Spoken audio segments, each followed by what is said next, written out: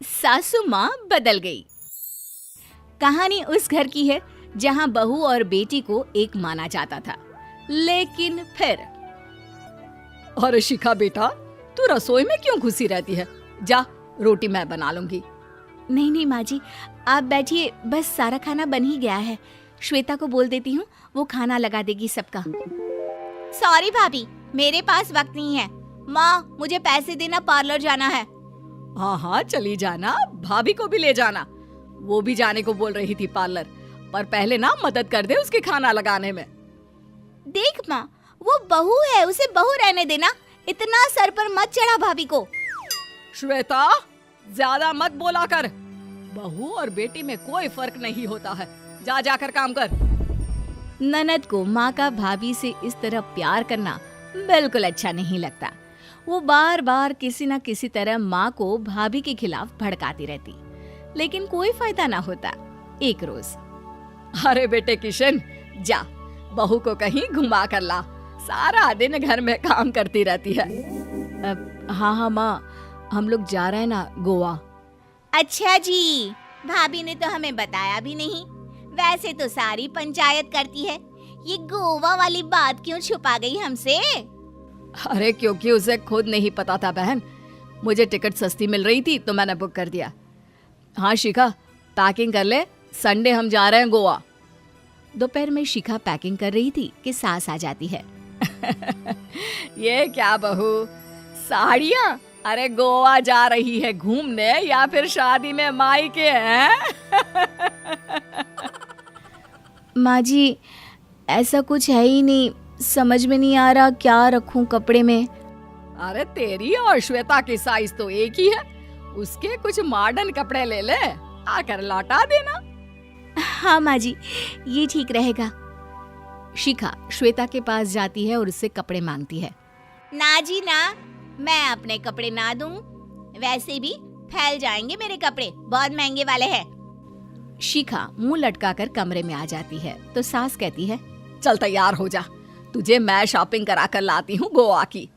बस फिर क्या था, सास बहू निकल जाते हैं मार्केट और एक से बढ़कर एक ड्रेस खरीद कर घर आते हैं। पहले बता देती कि नए कपड़े दिलाने वाली है भाभी को, तो मैं अपने ही दे देती ना भाभी को, मुझे दिला देती नए कपड़े। देख श्वेता, परिवार का मतलब सबके साथ रहना होता है, ना कि सिर्फ अपना सोचना। वैसे भी तुझे अच्छे संस्कार सीखने चाहिए। और रही बात कपड़ों की, तो शिखा, आज से घर पर भी तू मॉडर्न कपड़े ही पहनेगी। कोई जरूरत नहीं है ये साड़ी वाड़ी लपेटने की। अब क्या था, घर पर श्वेता और शिखा एक जैसे रहते। एक बार पड़ोसन आती है। अरे बेटा, अपनी माँ को तो बुलाना जरा, बात करनी है। शिखा सास को बताती है और रसोई में चली जाती है। ये आपकी बेटी बहुत बड़ी हो गई है, इसके लिए एक रिश्ता है, कहो तो बता दूं। ये बेटी नहीं बहू है, घर में सब एक जैसा ही रहता है। वैसे मेरी बेटी भी बड़ी हो गई है, कोई रिश्ता हो तो जरूर बताना। पड़ोसन रिश्ता लेकर उन लोगों के घर आती है। तब श्वेता की होने वाली सास कहती है, तो ये घर है, कितने मंजिल का है? और ये बहू ने आपकी क्या पहन रखा है, जीन्स टॉप? अरे भाई, साड़ी वाड़ी नहीं है क्या इसके पास? देखिए, सर्दी है तो साड़ी में बहू कैसे मैनेज करती, वैसे पहनती है साड़ी भी। देखिए, हम लोग ठहरे पैसे वाले लोग, कोई कमी नहीं है हम लोगों के पास पैसों की, बहुत पैसे हैं, जमीन, नौकर चाकर, कार, सब कुछ है, लेकिन घर में संस्कारी बहू चाहिए। समझ रही हैं ना आप? सास कुछ कहती कि श्वेता बोल पड़ती है, हाय रे, नौकर चाकर से लेकर जमीन, कार, पैसा, हाँ हाँ, मुझे रिश्ता मंजूर है, मंजूर है मुझे। अरे रुक जा श्वेता, मैं बात कर रही हूँ ना। देखिए, हम लोगों के घर इतनी आजादी नहीं मिलेगी। अरे हाँ कर देना माँ, हाँ कर दे जल्दी से। सास क्या करती, बेटी की शादी ऐसे घर में कर देती है जहाँ ना उनके विचार मिलते हैं और ना ही आचार। शादी के बाद एक रोज फोन पर, श्वेता बेटा, एक बार घर आ जा, बहुत दिल करता है तुझे देखने का। माँ, वो घर पर बहुत काम होता है, कैसे आऊँ? बड़ा घर है, लेकिन आने जाने वालों की लाइन ही लगी रहती है। बेटा मैं तो जानती थी उस घर का हाल, लेकिन तू ही नहीं मान रही थी। माँ देख, हर घर का यही हाल है। तेरी बेटी को यहाँ घूंघट हटाने की परमिशन नहीं है और एक तरफ भाभी स्कर्ट पहनकर घूम रही है। बेटा मुझे क्या पता था कि मेरी बेटी को ससुराल के नाम पर पिंजरा मिल जाएगा। अच्छा माँ, फोन रखती हूँ, सास को गर्मा गर्म रोटी खिलानी है। तुम लोगों की तरह नहीं कि एक रोटी बनाओ, एक सब्जी बनाओ, फिर सारा दिन फ्री होकर घूमो। सास फोन तो रख देती है, लेकिन सोच में पड़ जाती है कि एक तरफ बेटी जिसे कोई आजादी नहीं, वहीं दूसरी तरफ बहू जिसे देखकर लगता ही नहीं कि उसकी शादी भी हुई है। अगले रोज। शिखा, अरे ओ शिखा। हाँ माँ, क्या हुआ?